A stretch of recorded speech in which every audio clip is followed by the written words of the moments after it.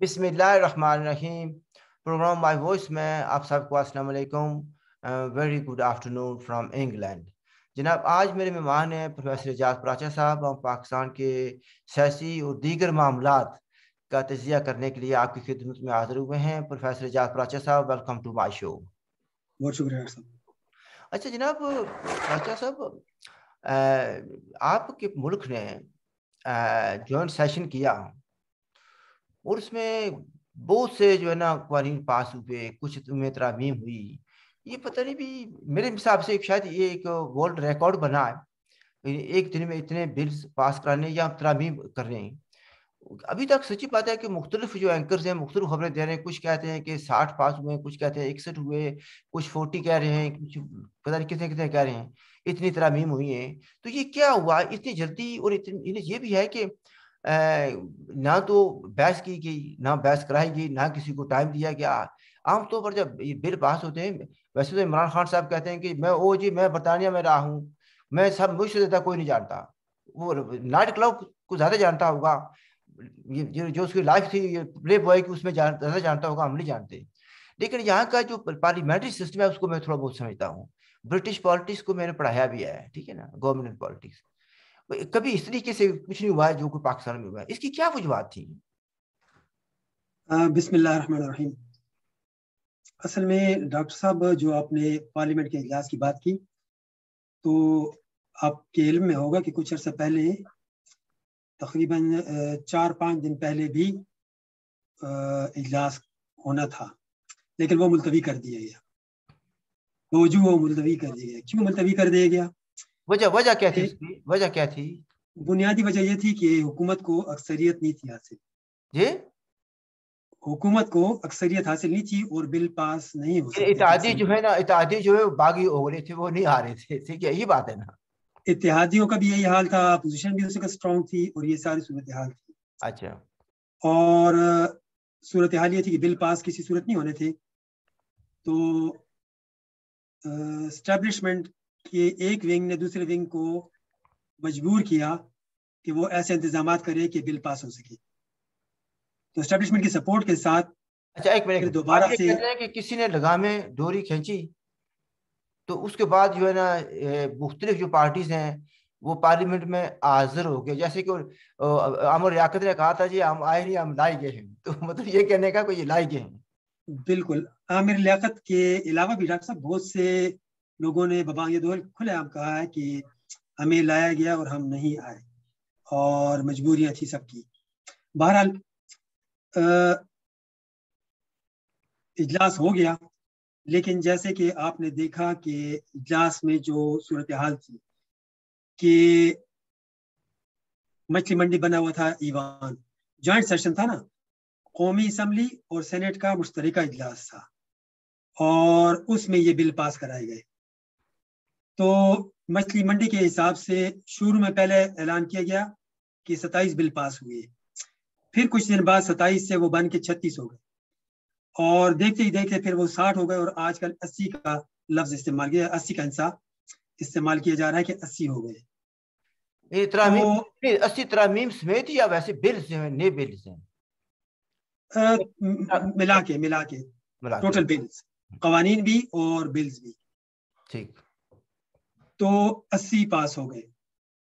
अब तो वैसे वैसे एक बात है कि रिकॉर्ड तो बना दिया इमरान खान ने। कभी मैंने कभी नहीं सुना कि कभी किसी पार्लियामेंट ने एक ही दिन में एक ही सेशन में इतने बिल पास कर दी हूँ या इतनी तरामीम कर दी हूँ। वही सही है, मतलब ये हुआ है कि फास्ट बॉलर है। नहीं डॉक्टर साहब, ये फास्ट बॉलर जो है तो कभी कभी गलत एंड पे बॉलिंग करा रहा होता है, इसको नहीं पता होता कि ये तो नॉन स्ट्राइकर एंड है। तो अच्छा, ये आप तो कह रहे उसने हैं कि बैट्समैन दूसरी साइड पर था, ये दूसरी साइड पर मारना था। अच्छा अच्छा ये तो उसने गलत तरफ बॉलिंग करा दी है। अच्छा। वो इस तरह से कि अगर आप देखें डॉक्टर साहब, जो कानून बनता है पाकिस्तान के आईन के मुताबिक, तो उसमें ये होता है कि कानून सबसे पहले बन के कौमी असम्बली में आता है, और कौमी असम्बली में से पास होने के बाद उस पर बहस होती है, और बहस होने के बाद अगर वो पास हो जाता है अक्सरियत के साथ, तो वो फिर सेनेट जाता है, और सेनेट में फिर उसके ऊपर बहस भी होती है और उस पर रायशुमारी भी होती है। پھر اس کے بعد اگر سینٹ میں آبزرویشن لگے یا وہاں پہ منظور نہ ہو اکثریت سے تو وہ واپس قومی اسمبلی کو بھیجایا جاتا ہے.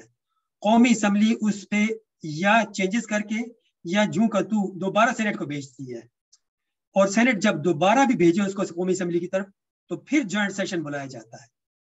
So this was the non striker and.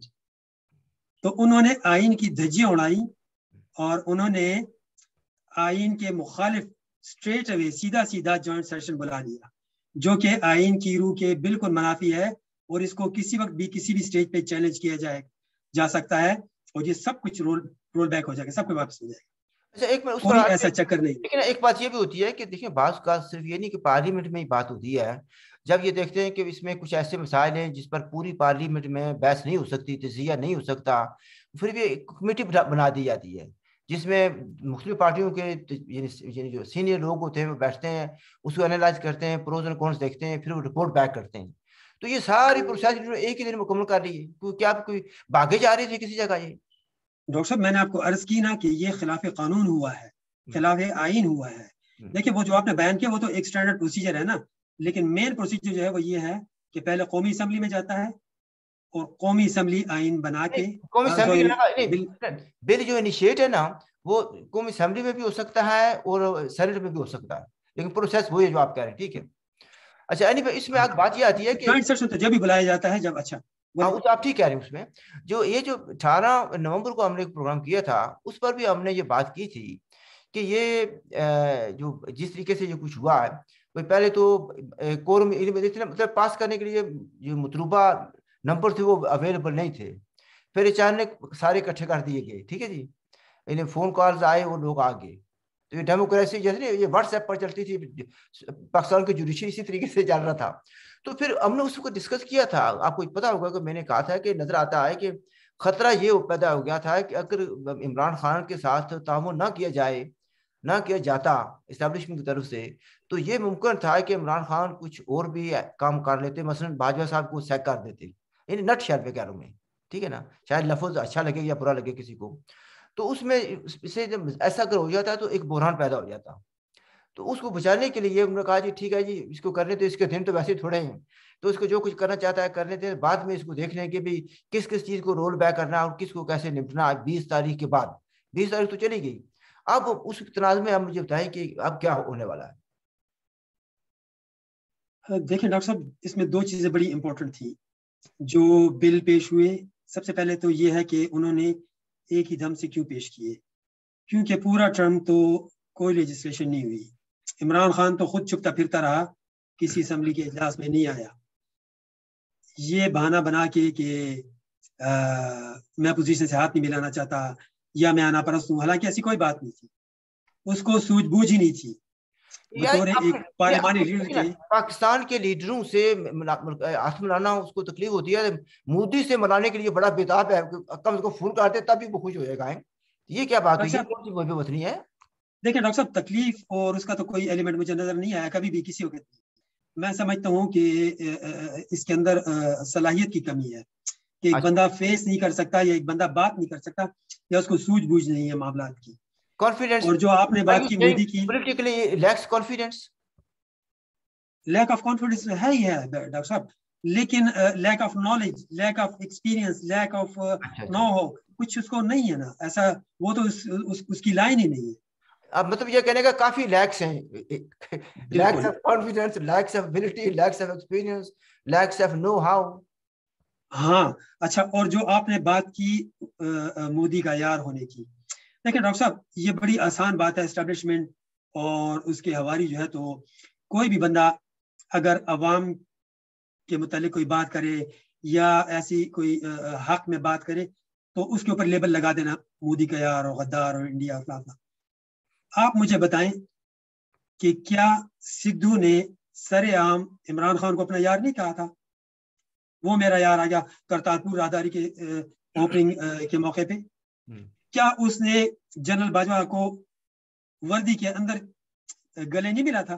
نہیں گلے نہیں ملا, جب بھی ڈالی تھی نا, گلے ملنا ہوا نا. یار یہ نا ایک پاکستانی تجزیہ نگار نے کہا, اس نے کہا جی یار پنجابی ہیں اور جٹ بھی ہے دونوں, باجوہ بھی جاٹ تھے, وہ بھی جاٹ. ان کا جاٹوں کا ایک طریقہ ہوتا ہے جفی لگانے کا, اس میں کون سی حرج ہو گئی ہے؟ تو ایک جاٹ نے دوسرے جاٹ کو جفی ڈالی تو کیا فرق ہوا؟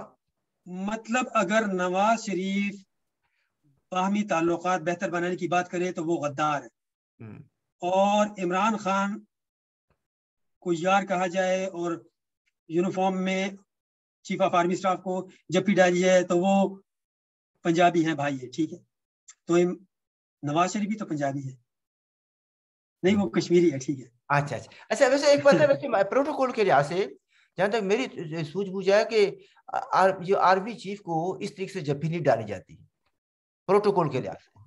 میں نے تو وہی پوائنٹ آؤٹ کیا ڈاکٹر صاحب کہ دیکھیں یہ سب کچھ ایکسیڈنٹلی نہیں ہوا, کیونکہ چیف آف آرمی اسٹاف جب ملتا ہے تو قواعد اور ضوابط دوسری طرف کو, دوسری پارٹی کو بتائے جاتے ہیں کہ آپ نے کیا کرنا ہے, کس طرح سے کرنا ہے.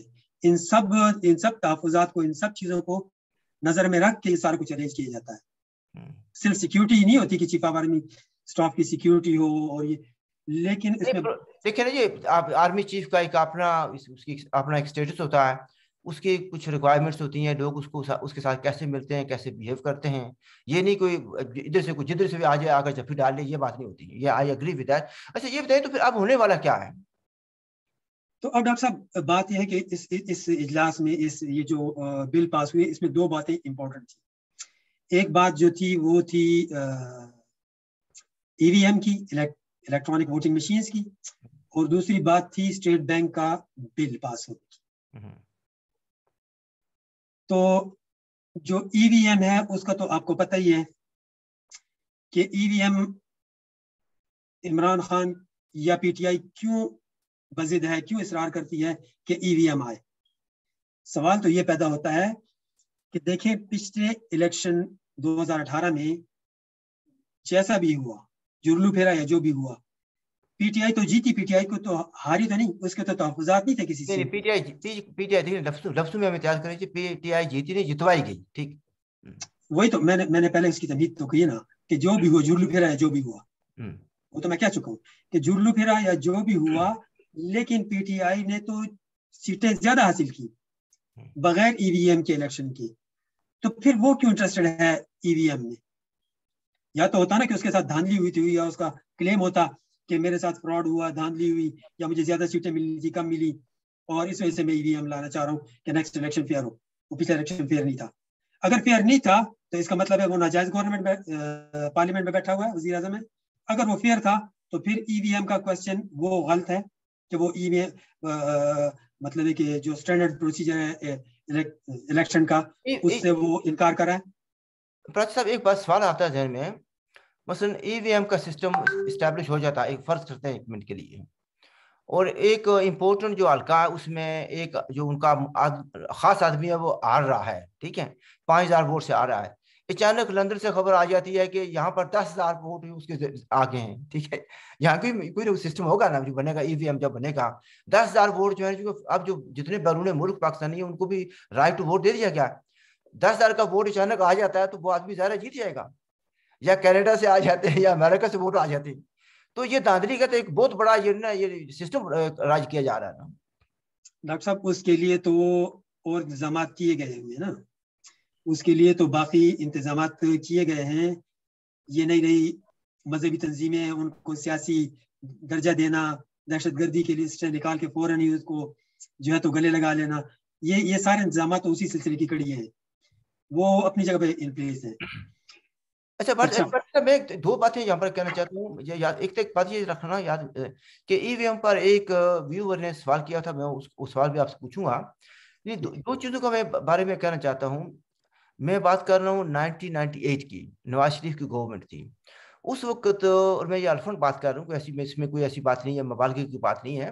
میرے ساتھ رابطہ کیا گیا دفتر خارجہ پاکستان نے, انہوں نے کہا کہ ناٹ ایز اے جے کے ایل ایف یا خود مختار والے ایک آدمی سے ہم بات نہیں کر رہے ہیں, ہم بات کرنا چاہتے ہیں ایک پولیٹیکل اینالسٹ سے, اسکالر سے.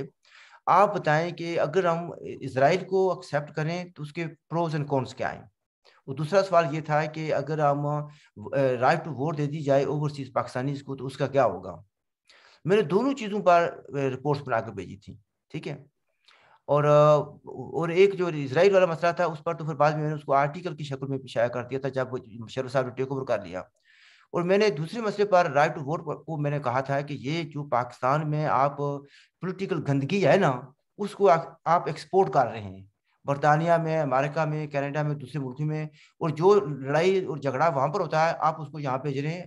اور یہاں پر پاکستانیوں کے یا کشمیریوں کے, آزاد کشمیریوں کے آلریڈی بہت سے مسائل ہیں, آپ اس میں اضافہ کر رہے ہیں. آئی اسٹل اسٹینڈ بائی کہ یہ جو لوگ ہیں یہاں پر ان کے لیے مسائل بڑھیں گے. یہ میرا اپنی جو بات ہے وہ میں کرنا چاہتا تھا. میں آپ سے یہ کہنا چاہتا ہوں کہ ایک جیسن گریز نام کے ہمارے ہیں ویور, انہوں نے کہا ہے, جو ہمارا پچھلا پروگرام تھا جو 18 تاریخ کو ہوا تھا, وہ کہتے ہیں good show sir, E V M I think will be good for Pakistan. I disagree that E V M didn't work worldwide. India is a success story and so is the US. End of the day, it's technology and it depends on the implementers on how good a job they do. آپ اس پر کوئی تبصرہ کریں گے؟ پھر یہ بھی آیا کہ how good they do, اس میں یہ بھی ہو سکتا ہے کوئی اس کو ٹیمپرنگ بھی اس کو ہو سکتی ہے, کوئی جو پروگرام بنائیں گے وہ بھی کچھ نہ کچھ کر سکتے ہیں. اگین فلور از یورس, آپ اس کا بھی جواب دیں, جو میں نے ابھی سوال کیا اس کا بھی جواب دے دیں. لیکن ڈاکٹر صاحب جو انہوں نے سوال کیا ہے نا انڈیا کا, انڈیا میں ہو رہا ہے, لیکن انڈیا میں ای وی ایم کو اسٹیبلش ہوتے ہوئے کام کرتے ہوئے کتنا عرصہ ہوا؟ پچھلے 25 سال سے وہ فنکشنل ہے وہاں پہ. 25 سال, کوارٹر سینچری. تو ایک دم سے نہیں ہوا, اوور نائٹ نہیں ہوا, گریجولی اس کو. اس کا کوئی تجربہ بھی کیا ہوگا پہلے انہوں نے, جس کہتے ہیں کہ اسکیم چیک کی جاتی ہے اچھی ہے یا بری ہے, کیا کیا فلاز ہیں اس میں, یا اسٹیٹ پہ ایک دم بھی لگا دیتے ہیں کہ آپ مرکزی جو نیشنل لیول الیکشن اس میں اس کو آزمائیں گے, یہ تو نہیں ہوتا نا. ٹھیک ہے. دوسری بات یہ ہے کہ میں نے جیسے آپ کو بتایا, پچھلے بار بتایا تھا کہ 9 لاکھ مشینیں ہوں گی. اب 9 لاکھ مشینوں کے لیے اتنے سارے لوگوں کی ٹریننگ, سب سے پہلے جو ان کے آپریٹرز ہوں گے ان کی ٹریننگ, اور پھر ووٹر کو سمجھ بوجھ. انڈیا آئی ٹی میں دنیا میں اگر ٹاپ نہیں ہے تو ٹاپ 5 میں آ رہا ہے انفارمیشن ٹیکنالوجی میں, کمپیوٹر میں. تو پاکستان تو کسی جگہ پہ بھی نیچے ہے. تو وہاں پہ لوگ فون کا استعمال تو وہ جانتے ہیں, اور اس سے زیادہ وہ نہیں جانتے, کمپیوٹر کا ان کو زیادہ نالج نہیں ہے. اور اگر یہ ہے بھی کچھ تھوڑا بہت تو وہ اس طرح سے ہے کہ جس کو کیا کہنا چاہیے کہ بہت سارا الیکٹرانک استعمال تو آلریڈی ہے. مثلا جو الیکٹرانک لسٹ ہے, کمپیوٹرائز شناختی کارڈ, یہ الیکٹرانک چیز تو ہے نا, الیکٹرانک کا استعمال ہے نا, کمپیوٹرائز ڈیجیٹل شناختی کارڈ کا استعمال, اس کے بغیر تو ووٹ پول ہوتا نہیں ہے. اور اسی طرح سے ووٹرز کی لسٹیں ہو گئی, یا ان کو جو ہے تو پولنگ بوتھ کے ڈائریکشنز, ڈائمینشن وغیرہ, تو آئی ٹی کا استعمال تو اس میں ہے. لیکن مشین کا چونکہ استعمال نہیں ہوا تو ایک دم سے پورے ملک میں جنرل الیکشن کے لیے ای وی ایم کا استعمال بالکل ایک مطلب جس کو کیا کہنا چاہیے, کیا اس قسم کی صورتحال بن جائے گی. یہاں پہ یورپ میں ایک ملک ہے جس کی ٹوٹل آبادی 4 لاکھ ہے. 4 لاکھ ووٹر نہیں ہے, 4 لاکھ آبادی ہے. اب ملک کا نام مجھے یاد نہیں رہا, اور اس میں جو ووٹر ہیں ٹوٹل 1.5 لاکھ ہے. تو وہ ووٹ پول کرتے ہیں ای وی ایم کے اوپر, تو سمجھ آتی ہے. باقی جو میں نے آپ کو پچھلی بار بھی بتایا تھا, 3 ممالک ہیں, جرمنی, فرانس اور ہالینڈ. ان 3 ملکوں نے ای وی ایم کو, ان 3 ملکوں نے سپریم کورٹ کے ذریعے اس کو بند کر دیا اور اس کو ناقابل اعتبار مشین کہا ہوا. اچھا ایک منٹ اس سے آپ اندازہ کریں, جرمنی, ہالینڈ اور فرانس تینوں بہت ایڈوانس ملک ہیں, کم سے کم پاکستان سے بہت ایڈوانس ہیں, پاکستانی لوگوں سے بہت ایڈوانس ہیں. وہ سمجھتے ہیں کہ یہ ان کے لیے ٹھیک نہیں ہے, لیکن پاکستانی عمران خان سمجھتے ہیں کہ ان کے لیے ٹھیک ہے. تو وہ ان کو جو فائدہ دے تو وہ تو ان کے لیے ٹھیک ہے. صحیح بات. اچھا اچھا اچھا. اور دوسری جو آپ نے بات کی ڈاکٹر صاحب, اسرائیل کو, اور دوسرا کون سا آپ نے کہا؟ ایک تو یہی تھا نا کہ right to vote of for Pakistani overseas Pakistani, تو دوسرا تھا اسرائیل. وہ علیحدہ, چلو اس پر اس کو شاید ٹائم آپ کے پاس نہ ہو, کبھی دوبارہ اس کو ٹیک کریں گے. لیکن میں اس میں بتانا چاہتا تھا کہ جو رائٹ ٹو ووٹ ہے that will create problems for overseas Pakistanis and as well as Azad Kashmiris. یہ کوئی اچھی بات نہیں ہوگی. ٹھیک ہے. اچھا ایک بات میں یہ کہنا چاہتا تھا, آپ سے یہ بات کرنا چاہتا تھا. دیکھیں لنڈن کے جس ایریا میں رہتا ہوں, उससे यानी कुछ महीने पहले तक वहां पर जो कचरा होता था ना घर का, वो हम हर जुमरात के दिन काले बैगों में डालकर बाहर रखते थे, वो उठा कर ले जाते थे। ठीक है। फिर उन्होंने पायलट स्कीम शुरू की कुछ एक मखसूस एरिया में, पायलट स्कीम 3 महीने के लिए, जो जिन्हें बड़े बिन होते हैं, जो ब्राउन से ग्रे से बिन होते हैं, जिनको ऑटोमेटिक उठाकर वो ले जाते हैं। तो वो 3 महीने में उन्होंने देखते हैं क्या अच्छा रहता होता है, क्या कामयाब रहता नहीं रहता। 3 महीने के लिए वो पायलट स्कीम चली, जब वो कामयाब हुई तो उसके बाद पूरे एयरफोर्ट में लगा दी गई। ठीक है, एसेक्स में लगा दी गई, सॉरी एयरफोर्ट में, रेड ब्रिज में। अच्छा, अब पाकिस्तान 22 करोड़ का मुल्क है, तो बगैर किसी पायलट स्कीम के, बगैर किसी तजर्बे के, बजाय किसी को वर्क करने के, या होता है ना सिस्टमेटिक रिसर्च के, उन्होंने कहा जी इसलिए कि जस्ट बिकॉज इस सोर्स में इसको ऑन कर देना चाहिए। तो ये मुल्क दुश्मनी है या इससे बेहतर भी और कुछ काम है हो सकता है? अब देखिए ना डॉक्टर साहब, आपने बिल्कुल बजा फरमाया कि जैसे मैं न्यू में रहता हूँ, जोन 3 है, तो यानी सेंट्रल लंदन की तरफ है, तो यहाँ पे ऑलरेडी पायलट्स, ये वाला जो मैकेनिज्म, जो सिस्टम है आपने बताया, वो मौजूद है बिन रखने का। और उसके बावजूद भी उन्होंने एक दूसरे जोन में पहले ट्रायल बेसिस पे किया। तो ये ग्रेजुअली एक चीज लाई जाती है, तो ग्रेजुअली लाई जाती है, एकदम से नहीं होती। एकदम से आ रही है तो आप समझ लें कि उसके अंदर कुछ बदनीयती या बददानती जरूर शामिल होगी, या कम से कम मिस मैनेजमेंट, या मतलब कि कंट्रोल से बाहर वाली सूरत हाल बन सकती है, बल्कि बनेगी यकीनन। ऐसा मुल्क जिसमें कभी भी इलेक्शन के ऊपर इत्तेफाक, मतलब है कि किसी की भी तसल्ली नहीं हुई, जो भी अपोजिशन में आता है वो कहता है कि धांधली हुई है। और धांधली के सिलसिले में मैं आपको एक और दिलचस्प बात बताऊं। देखिए डॉक्टर साहब, जब नवाज शरीफ की गवर्नमेंट थी पिछली, तो इमरान खान ने जो 35 पंक्चर का ड्रामा रचा, जिसके ऊपर उसने बाद में शर्मिंदगी खैर उसको क्या होनी है, लेकिन उसने खुद कहा कि वो मैंने झूठ बोला था। उसने खुद कहा कि वो मैंने एक पॉलिटिकल का क्या मतलब, क्या कहते हैं, पॉलिटिकल स्टंट था, मतलब पॉलिटिकल बात की थी, लेकिन उसके फॉलोअर्स जो है ना, गलबानी की थी। कि मुसीबत यह है कि पीटीआई के लीडर इमरान खान समेत इतने झूठ बोलते हैं। ये नहीं, वो कहते हैं ना, ये कंपल्सिव लायर लफ्ज होता है एक अंग्रेजी में। हाँ। कंपल्सिव लायर वो होता है जिसको सच बोलने में प्रॉब्लम हो। ये कंपल्सिव लायर्स हैं, वो इतने झूठ बोलते हैं, बाद में कहते हैं जी मैंने मजाक किया था, लेकिन जो उनको फॉलोअर्स हैं उसको सच मान लेते हैं। तो मसला ये है। उस झूठ की भी तो डॉक्टर साहब यहाँ पे बात खत्म नहीं होती। झूठ की भी तो कोई हद होती, कोई लिमिट होती कि नहीं। अगर उसने 35 पंक्चर की बात की, फिर उससे मुकर गया, झूठ बोला कि मैंने झूठ बोला था, फिर 4 उस पे आ गया, 4 नशिस्तों पे आ गया, यानी 4 असेंबली की सीटों पे बात हुई कि ये खुलवा दें। लेकिन जो नेक्स्ट इलेक्शन हुआ जिसमें मौजूदा पार्लियामेंट बनी, तो उन 4 सीटों पे इमरान खान को फिर भी शिकस्त हुई, जो कि इस बात का सबूत है कि उसके 9 तो उस 35 पंक्चर वाली बात में कोई वजन था, और न इन 4 सीटों 4 हलके खोलने वाली बात में कोई वजन था। प्राची साहब, और वो सब झूठ का परिंदा आप था। बात कर रहे हैं लॉजिक की और एनालाइज करके बात कर रहे हैं। क्योंकि लॉजिक और पीटीआई के जो फॉलोअर्स हैं ये ऐसे हैं, एक दूसरे की जिद हैं, एनालाइज करते नहीं है, पढ़ते नहीं है। आजकल चूंकि हालात ठीक नहीं थे, तो किसी ने, हमारे एक दोस्त ने पूछा उनसे, भाई यार आजकल तो क्या हालात कैसे जा रहे हैं, अखबारात में या टीवी में खबरें आ रही हैं? कहते हैं ये हमने टीवी देखना छोड़ दिया, लेकिन इसलिए कि खबरें अच्छी नहीं आ रही। तो जहां पर ये माइंड सेट हो तो आप कुछ नहीं कर सकते। Towards the very and Prachi साहब, यानी एक बात और भी है कि हमने चलो बातें कर ली है, इस पर दोबारा बहस होती है। ये चूंकि ऑन गोइंग सब्जेक्ट है, अभी ज़ाहिर है ये कोर्ट में भी जाएगा, पता नहीं किस कोर्ट में जाएगा। वैसे तो कुर्द साहब ने भी कल कोई तकरीर की, परसों या कल किया, परसों परसों उन्होंने भी काफ़ी हेडलाइंस बनाई हैं। उन्होंने कहा जी 22 करोड़ का मुल्क और एक जर्नल, एक जर्नल। तो इससे तो मुझे याद आता है वो एक इंडियन फिल्म का एक है, एक मच्छर आके मैं कुछ नहीं कहता, समझिए ना। अच्छा, वो फिर कभी बात करेंगे उस पर। तो मैं बात ये करना चाहता था इस वक्त जो टीएलपी है, नजर आता है कि इसका सारा बड़ा बुलंद हो रहा है, आखिर इसकी क्या वजूहत है? ये तहरीक लबैक। देखिए डॉक्टर साहब, मैं कोशिश करता हूँ कि एहतियात से बात करूँ। देखिए, ये तो बड़ी बदकिस्मती की बात है कि पाकिस्तान के अंदर जो नजर आ रहा है, जो टीएलपी की आपने बात की, कि पाकिस्तान के अंदर मुसलमानों के ही 2 फिरके आपस में लड़ने जा रहे हैं। देवबंदी और बरेलवी की क्लेश नजर आ रही बहुत बुरी तरह से। अल्लाह ना करे कि मेरा ये खदशा दुरुस्त साबित हो, लेकिन जो बज़ाहिर नजर आ रहा है वो ये नजर आ रहा है। अब आप देखिए, ये जो जिसको आपने कहा कि सितारा बुलंदी, और ये आप सोचें डॉक्टर साहब, ये जो एग्रीमेंट हुआ, ये सील बंद सरबमोहर लिफाफा है। اور جو کہ سب لوگ کہہ رہے ہیں، کم از کم یہاں پہ تو ساری بات یہاں یہی گرم ہے کہ وہ اندر سے بالکل خالی ہے. تو جنہوں نے ٹی ایل پی کو بنایا انہوں نے ٹی ایل پی کو واپس بھیجا کہ آپ واپس جائیں.